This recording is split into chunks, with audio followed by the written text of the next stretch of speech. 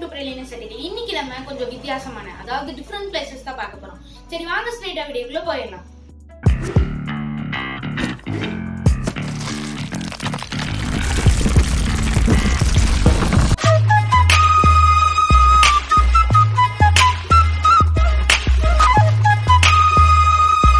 Baalbek, Lebanon. இங்க ரோமானியர்கள் கட்டின கோவில் ஒன்று இருக்கு. இந்த கோவிலில் மிச்சம் இருக்கிறது வெறும் தூண்கள் மட்டும்தான். 1000 டன் எடையுள்ள ஒரு கிரானைட் தூணும் அதுக்கு பக்கத்திலேயே 1200 டன் எடையுள்ள இன்னொரு கிரானைட் தூணும் இருக்கு. இது எப்போதுலேருந்து எதற்காக எப்படி இங்கே வந்துச்சுன்னு இன்னும் கேள்வியாகவே இருக்கு. யோனாகியூனி மானுமெண்ட், ஜப்பான். 1987 ஜப்பானோட கடல் பிரதேசத்தில் இதை கண்டுபிடிச்சிருக்காங்க. கடலுக்குள்ளே அமைஞ்சிருக்கிற இந்த கட்டிடம் இயற்கையானதா அல்லது மனிதர்களால் உருவாக்கப்பட்டதா என்று ஆராய்ச்சி இன்னும் போய்கிட்டு இருக்கு. Plain of jars, Laos.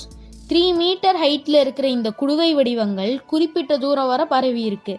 ஆள் நடமாற்ற பகுதியாக இருக்கிற இந்த இடத்துல இந்த மாதிரி குடுவைகள் எப்படி வந்ததுன்னு இன்னும் ஆராய்ச்சி நடந்துட்டு இருக்கு.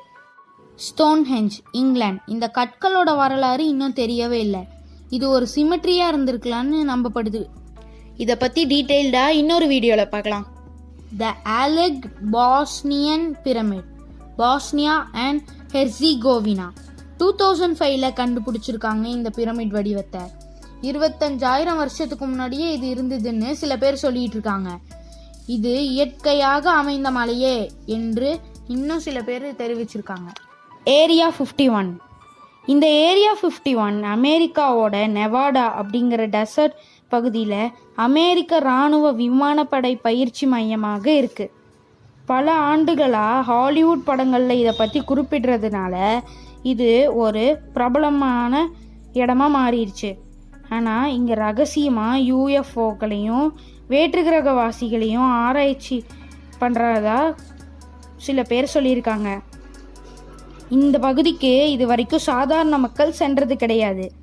இந்த இடத்தை சுற்றியுள்ள பகுதிகளை இப்போ டூரிஸ்ட் பிளேஸாக மாற்றி வச்சிருக்காங்க.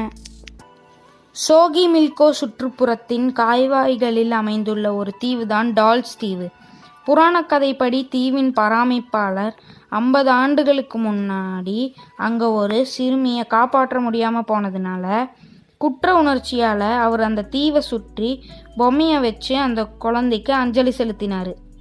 அந்த பொம்மையெல்லாம் கை கால் இல்லாத பொம்மையாகவும் கண் இல்லாத பொம்மையாகவும் இருந்துச்சான். அந்த பொம்மைகள் எல்லாம் இன்னும் அந்த தீவிலேயே இருக்கிறதுனால மக்கள் எல்லாம் அந்த தீவில் பேய் இருக்குன்னு நம்புகிறாங்க.